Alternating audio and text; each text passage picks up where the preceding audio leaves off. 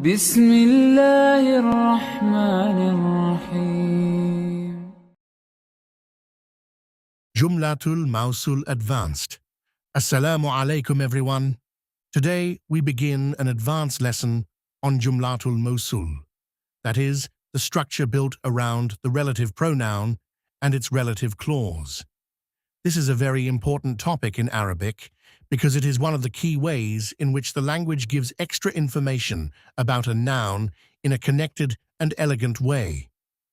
At the top of the slide, the lesson introduces the full structure of Jumlatul Mowsul. It shows that this structure is built from three main parts: Silatul Mowsul, the relative clause; Ismul Mowsul, the relative pronoun; and the referred noun, or the noun to which the relative pronoun points back, is known as antecedent in English, that may contain subject or mubtada or other grammar components. The slide also explains that Ismul Mowsul plus Sila may describe the preceding noun. In other words, this whole structure can function like a descriptive unit, giving more information about a noun that came before it. The example given in the middle of the slide is Ar-rajulu alladhi yatakallamu huwa muallimun. The man who is speaking is a teacher. This is a very good example because all the parts are clearly visible. Let us break it down. The noun ar-rajulu means the man. Then comes alladhi, the relative pronoun. Then comes yatakallamu, the relative clause, meaning is speaking. So alladhi yatakallamu is the unit that gives more information about ar-rajulu. Then the sentence continues with huwa mu'allamun. He is a teacher. Now the slide explains the parts one by one. It says that the relative clause, or silatul mowsul, provides additional information about the noun referred to by the relative pronoun. So in our example, yatakallamu tells us which man is being spoken about. Not just any man, but the man who is speaking. Then it explains ismul mowsul. This is the word such as alladhi, which connects the relative clause to the noun it refers to. In English, we often translate it as who, which, that, or what, depending on context. So the slide is right to say that alladhi connects the clause yatakallamu to the referred noun ar-rajulu. The slide also explains the main clause. Without the relative structure, the main nominal sentence would simply be ar-rajulu huwa muallimun. The man is a teacher. Then the ismul mowsul and its sila are inserted in order to specify and describe that noun more fully. Then the slide explains the referred noun, which here is ar-rajulu. This is the noun that the relative pronoun refers back to. The important note on the slide is that this referred noun is not always the subject. It may be in different grammatical roles depending on the sentence. That is a very important correction in understanding, because students often think the referred noun must always be the subject, but that is not true. Then the lesson gives a short summary sentence. Alladhi connects the relative clause yatakallamu to its referred noun ar-rajulu, forming a complete and coherent sentence. This is an excellent summary and should be remembered. Now the slide adds an important reminder. The job of a connector, meaning the ismul mowsul, is to describe or give more information about the referred noun, which may play the role of a mawsuf or man'ut, that is, the noun being described. The slide also mentions that this whole relative structure may function like sifat or naat. That means the relative construction is often working adjectively, giving a description of the noun before it. Then the next slide explains two core ideas more directly. The first is the connector, that is, ismul mowsul, such as alladhi. It connects the main clause with the relative clause. In the sentence ar-rajulu huwa muallimun, The noun ar-rajulu is the man. Then alladhi yatakallamu gives extra information about that man. The second is the referred noun. In the example, this is ar-rajulu, the man. The slide explains that the relative pronoun refers back to this noun. That is why the whole structure remains connected and meaningful. So the lesson is this: Jumlatul Mowsul is built when a relative pronoun such as alladhi joins a noun to a relative clause that gives more information about it. This relative clause is called silatul mawsul, and together the structure behaves like a descriptive unit. So the memory line for this is Ismul Mowsul links the referred noun to its relative clause. And another very useful line is the relative clause does not stand alone. It explains the noun before it.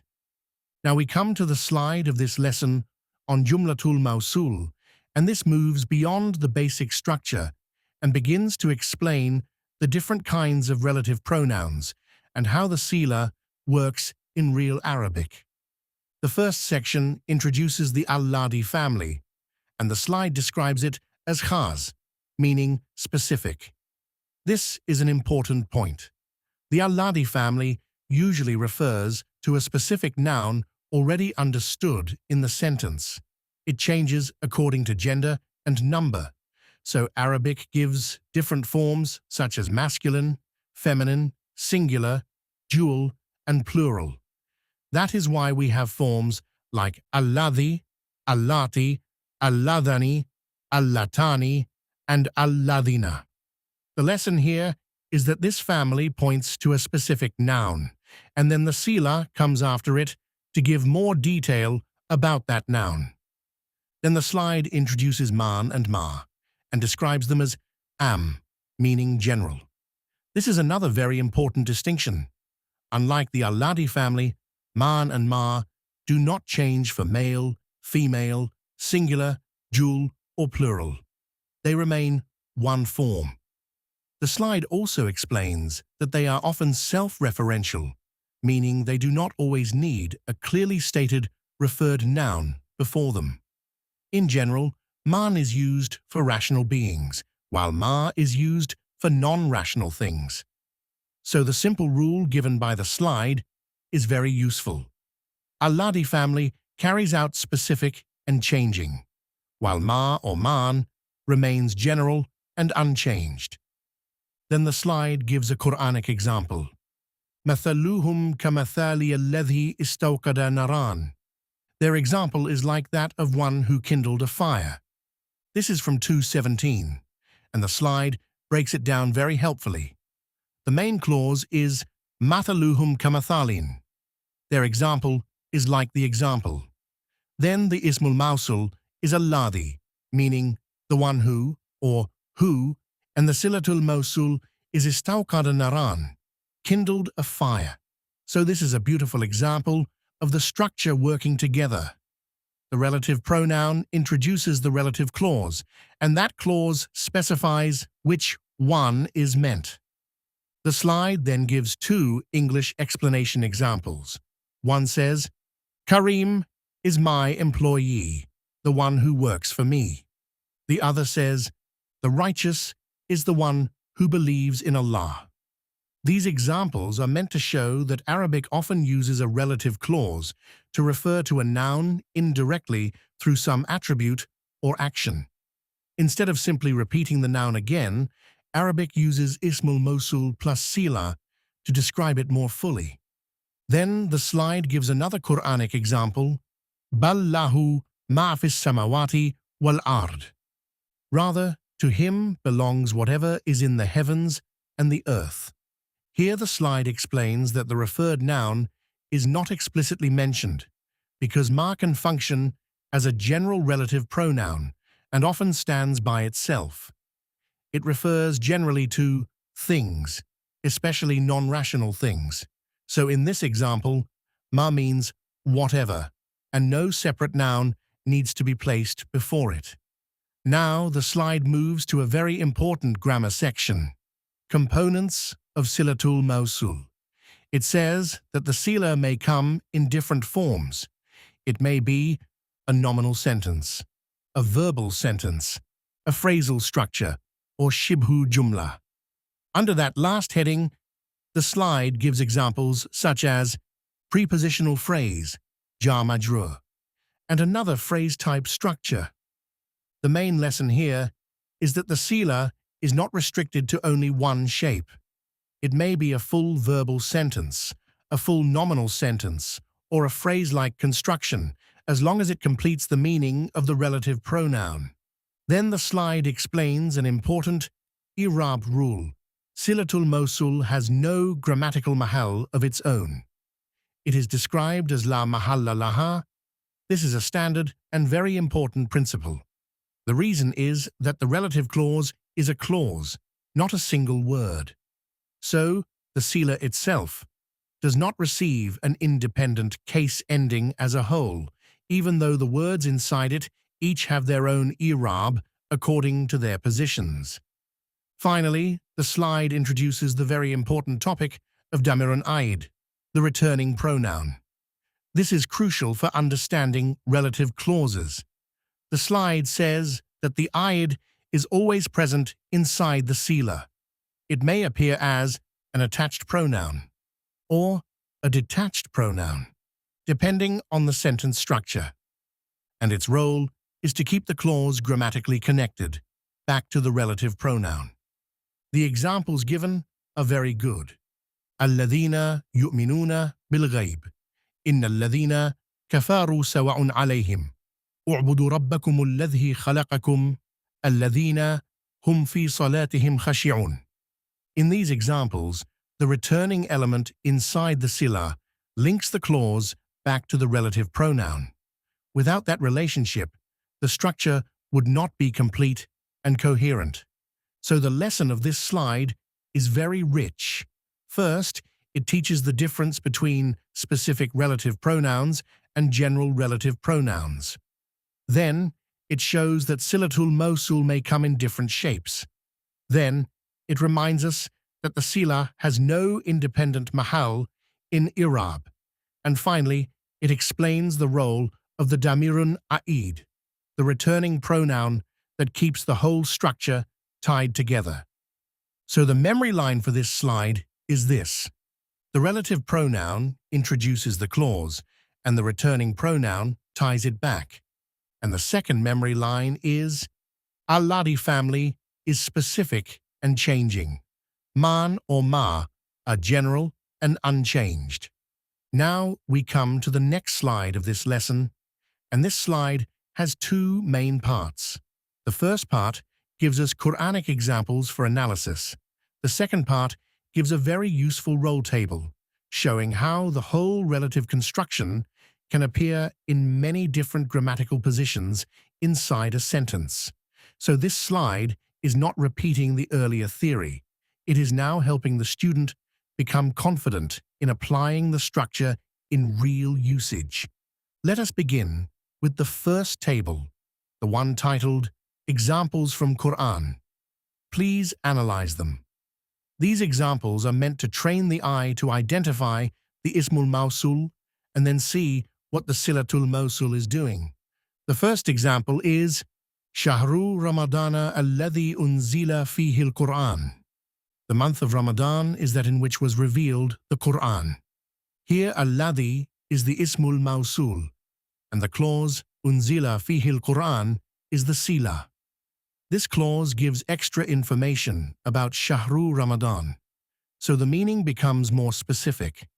Not just any month, but the month in which the Qur'an was revealed.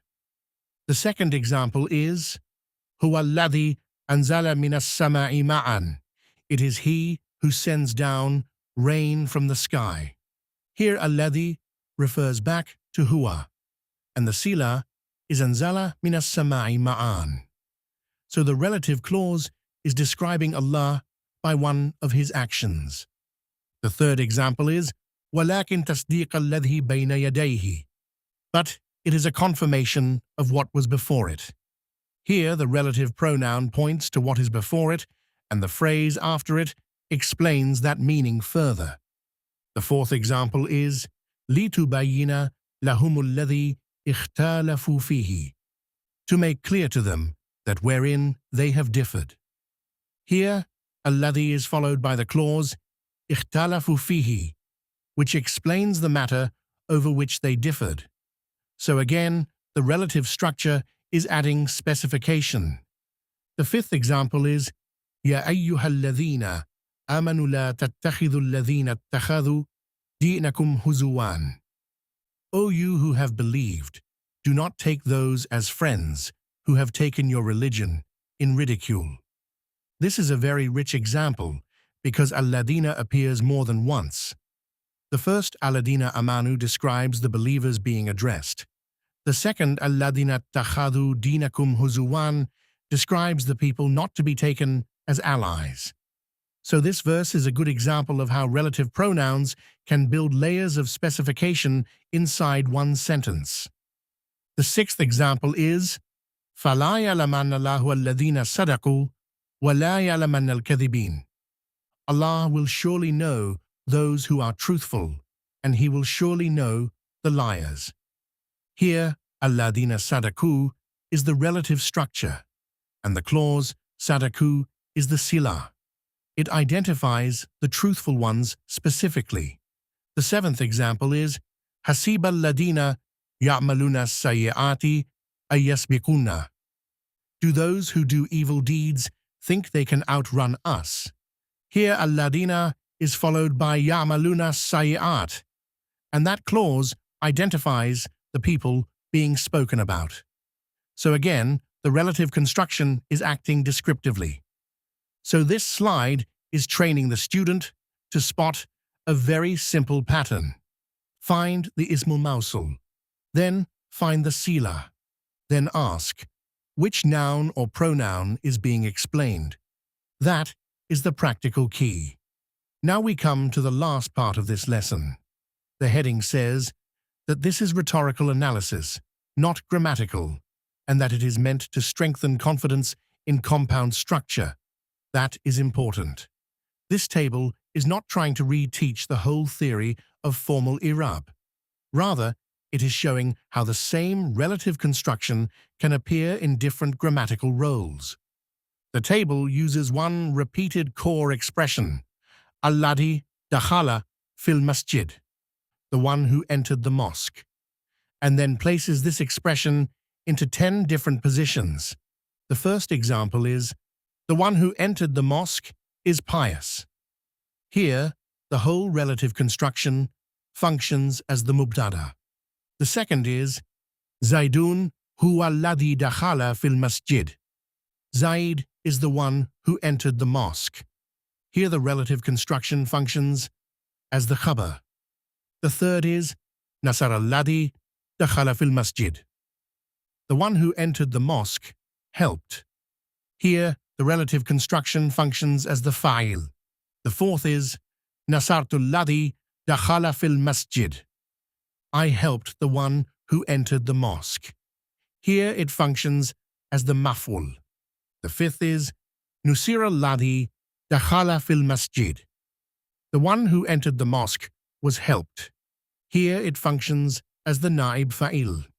The sixth is, Nasartubna alladhi dakhala fil masjid. I helped the son of the one who entered the mosque. Here the relative construction comes after ibna, so it is functioning as mudaf ilayh. The seventh is, Nasartul walad alladhi dakhala fil masjid. I helped the boy who entered the mosque.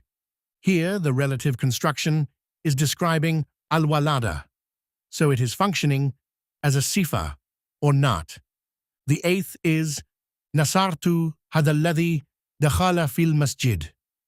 I helped this one who entered the mosque. Here it comes after a demonstrative, and the point is to show that the relative structure can also follow that kind of referring word. The ninth is, Dhahaba Ismailu ila alladhi dakhala al-masjid. Ismail went to the one who entered the mosque. Here the relative construction is majrur because it comes after ila. The 10th is Kharajat tullabu min al-madrasati إلا الذي دخل في المسجد. All students left the school, except the one who entered the mosque. Here the relative construction appears in the role of mustasna, the excluded one. Now, what is the lesson of this whole table? The lesson is very important. The structure is a Mowsul plus sila is not fixed to one grammatical role only. The same relative construction may function as mubtada, khabar, fa'il, maf'ul, نائب فاعل, مضاف إليه, صفات, مجرور, mustathna. So students should not think of الذي دخل في المسجد as one frozen block that only does one job. It is a complete relative unit, and it can take different places in the sentence just like a noun expression. So the memory line for this lesson is this. First, identify the relative unit. Then identify its role in the sentence. And another helpful line is, the same Ismul Mawsul plus Sila structure can move through many grammatical positions. Alhamdulillah, this brings us to the end of this lesson. If you found this video useful, we warmly encourage you to join our online complete self-study course at Al-Qur'an Institute, designed for you to learn at your own time and space, where you will receive unlimited access to our PDF materials, multiple choice questions with answers, exams, and a certificate of completion. You can enroll through our website www.alquraninstitute.net or contact support directly from the website. If you benefited from this video, please like and share, subscribe to our channel, and press the bell icon to receive all future lessons. May Allah subhanahu wa ta'ala make your Quranic Arabic journey easy, fill your heart with clarity and love for His words, and reward you abundantly in this world and the hereafter.